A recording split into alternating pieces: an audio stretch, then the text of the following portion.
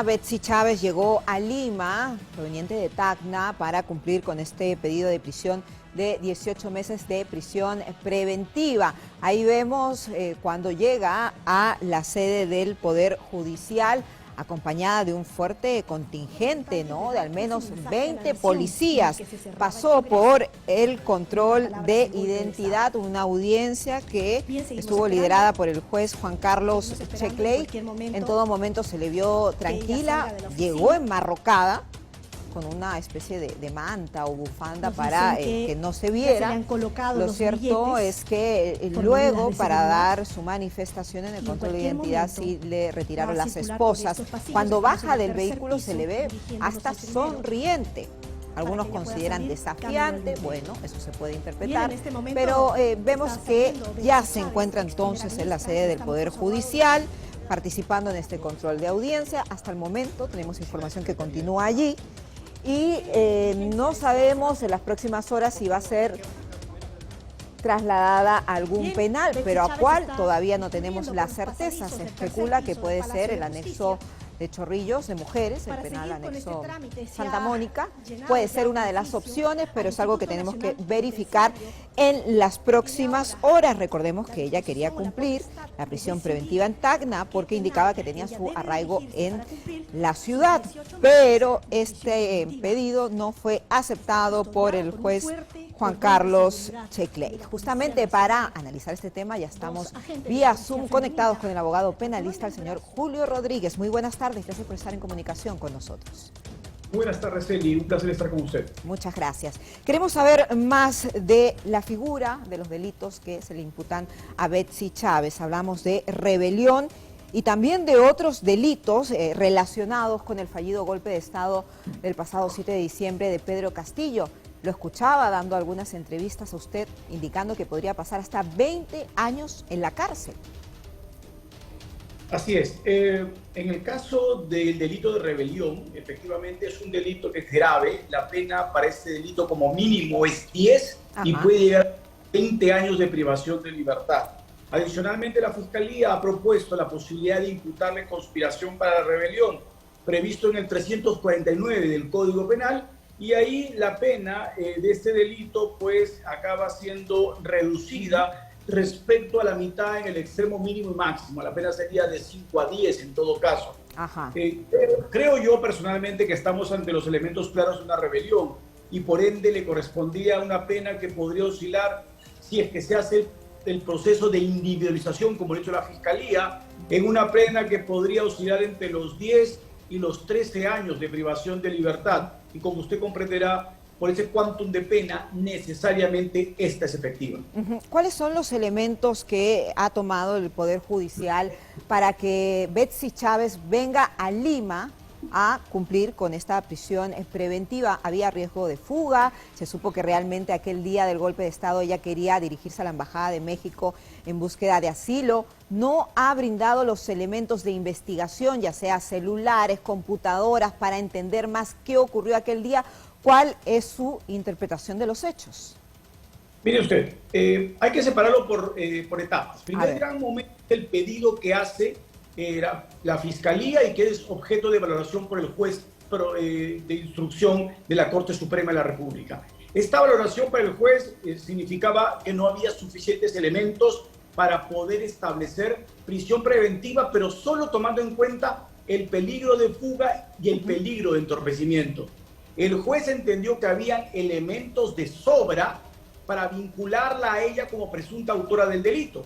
Y este dato es importantísimo, mire usted, porque todo lo que se ha recopilado, todo lo que ha sido objeto en su oportunidad de conocimiento a través de los medios de comunicación, evidencia que ella sería autora del delito. Me refiero, ella ha realizado actos vinculados a la rebelión, ella habría tenido intervención en la redacción del comunicado público, ella estuvo cuando Castillo hizo este anuncio para poder alzarse en contra del orden constitucional, e incluso posteriormente a ese hecho es la última persona en acabar renunciando ya cuando Castillo había sido detenido por las autoridades del orden. Es decir, los elementos que la vinculan como presunta autora del delito no están en discusión.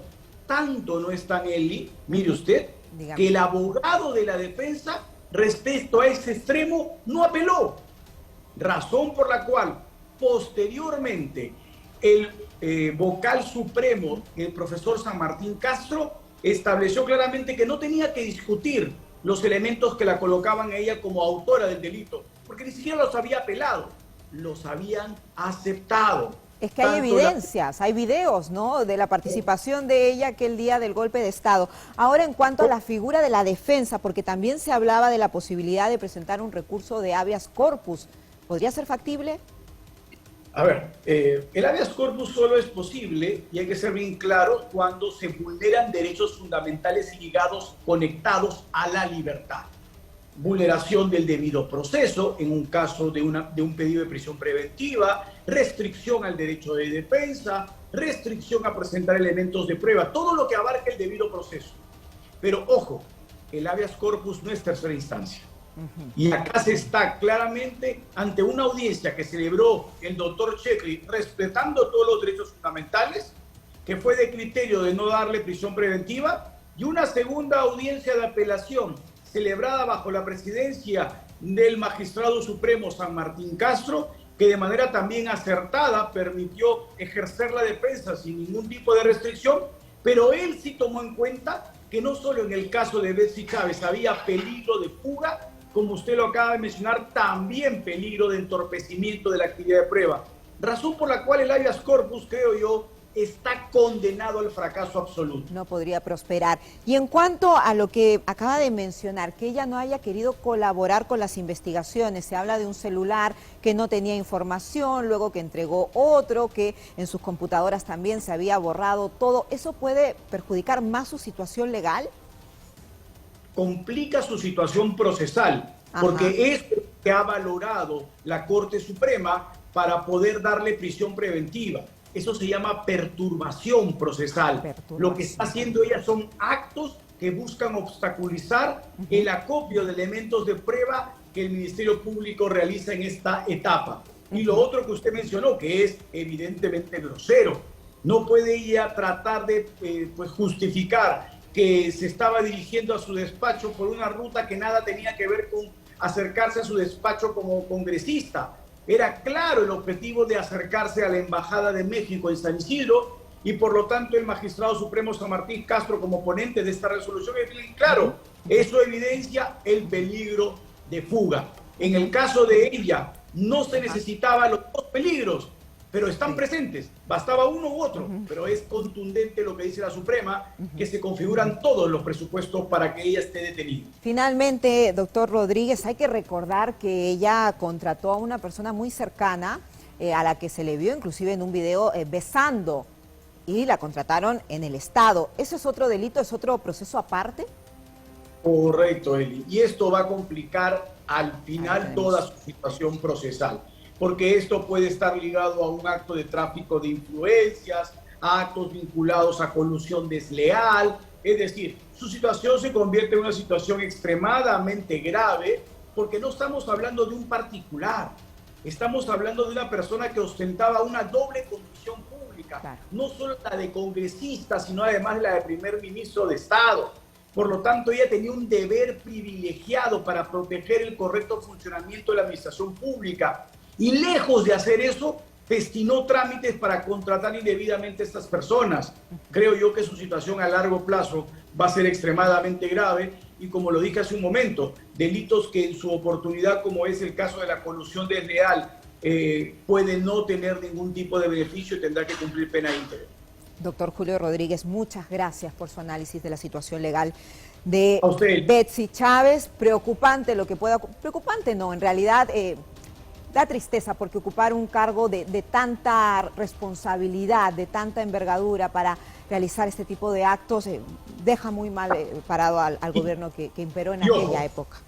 Y ojo, hay que ser bien claros, nadie se puede alegrar de que una persona vaya presa, porque se afecta a familiares, porque se afecta al entorno, y la persona también sufre. Pero en algunos casos la ley excepcionalmente lo prevé, y este es un caso excepcional que debe ser tratado así. De acuerdo con usted. Muchas gracias nuevamente, doctor Rodríguez. Muy amable. Muy buenas tardes a ustedes. Gracias.